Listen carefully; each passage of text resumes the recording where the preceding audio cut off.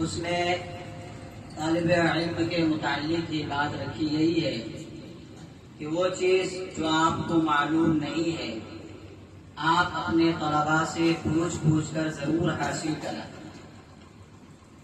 اور سب سے پہلی بات یہ ہے کہ ہر طلباء اپنی نیت درست کر لیں کہ ہم جو کچھ بھی یہاں علم حاصل کرنے کے لیے آئے ہیں وہ محض اللہ کی رضامندی کے لیے آئے ہوئے ہیں اور نبی کریم صلی اللہ علیہ وسلم کے طریقے کو حاصل کرنے کے لیے آئے ہوئے ہیں.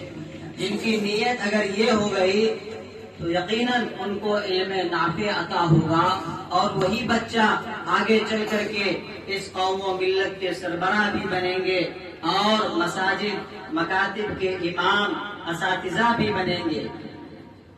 ورنہ اگر نیت درست نہ ہوئی اور جو بچے یہاں علم حاصل کر رہے ہیں ان کا نظریہ ان کا مقصد یہ ہو کہ ہم یہاں علم حاصل کر کے دنیا کمائیں گے تو پھر ایسے مدرسے میں علم حاصل کرنے سے کوئی فائدہ نہیں ہے. آپ نے ایک جگہ کا نام سنا ہوگا بغداد. یہ علم کا مرکز تھا. وہاں ایک بہت بڑا بادشاہ نظام الملک کے نام سے مشہور تھے. انہوں نے ایک ادارہ قائم کیا, ایک جامعہ قائم کیا اور اس مدرسے کو قائم کرنے کے بعد انہوں نے وہاں طالب علم کو بلایا, اساتذہ کرام کو منتخب فرمایا اور علم کا سلسلہ شروع ہو گیا. نظام الملک بادشاہ رات میں ایک دن وہ مدرسے میں جاتا ہے اور دیکھتا ہے جا کر کے کہ بچے کتاب میں لگے ہوئے ہیں, مطالعہ کر رہے ہیں. جب بچوں سے انہوں نے پوچھا کہ آپ کیا پڑھ رہے ہو, انہوں نے کہا کہ میں کتاب پڑھ رہا ہوں. اور پھر ان سے پوچھا کہ کتاب پڑھ کر تم کیا بننا چاہتے ہو, انہوں نے جواب دیا کہ میں کتاب پڑھ کر کے قاضی بننا چاہتا ہوں, مفتی بننا چاہتا ہوں, بڑے بڑے عہدے حاصل کرنا چاہتا ہوں. تو ان کے دل میں یہ خیال پیدا ہوا کہ اس مدرسے کو بند کر دینے ہی سے فائدہ ہے.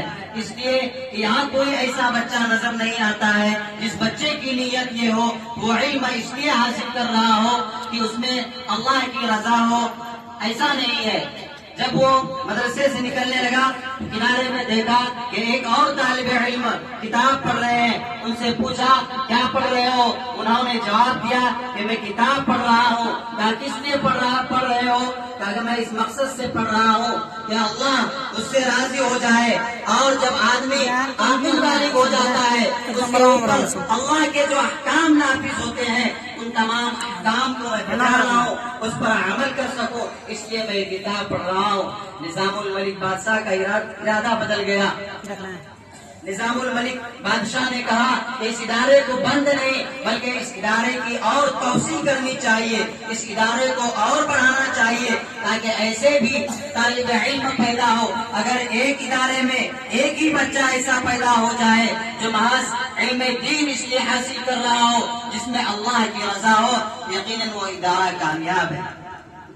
تو اس لیے ہر آدمی کی, خاص طور پر ہر طلباء کی نیت درست ہونا چاہیے, نیت درست ہونی چاہیے. اور جو آپ کے اساتذہ کرام ہے ان کا ادب و احترام, ان کا لحاظ ملحوظ رکھنا چاہیے, ان کا خیال رکھنا چاہیے, ادب احترام سے پیش آنا چاہیے, خدمات وغیرہ بھی کرنی چاہیے. اور اساتذہ کرام کو بھی چاہیے کہ طلباء کے ساتھ شفقت کے ساتھ پیش آئے, مشفق بن کر کے رہے. اس لیے کہ ابراہیم بن ادھم رحمت اللہ علیہ کا واقعہ ہے. انہوں نے ایک مرتبہ سر منڈوا کر سفر کیا اور جب گھر سے وہ سفر کرنے کے ارادے سے نکلا تو کشتی میں سوار ہو کر دریا پار کر کے ان کو کہیں جانا تھا. جب وہ کشتی میں سوار ہوا تو دیکھا کہ وہاں کچھ بچے بھی موجود ہیں. جب ان کے سر پر بال نہیں تھا تو پہلے ایک بچے نے ان کے سر پر ایک تھپڑ مارا. پھر وہاں جو آزو بازو آدمی تھے اس دوسرے آدمی نے خیال کیا کہ ایک بزرگ آدمی ہے, اس کے سر منڈوائے ہوئے ہیں اور اس کے سر پر بچے تھپڑ مار رہے ہیں. تو 2-3 بچے نے ان کے سر پر تھپڑ مارا. پھر ایک چوتھے بچہ آیا, انہوں نے تھوک لگا کر اس کے سر پر تھپڑ مارا.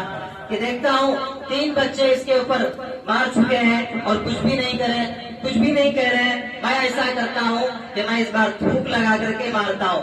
جب انہوں نے تھوک لگا کر مارا تو اس پر بھی ابراہیم بن ادھم رحمۃ اللہ علیہ نے کچھ نہیں کہا.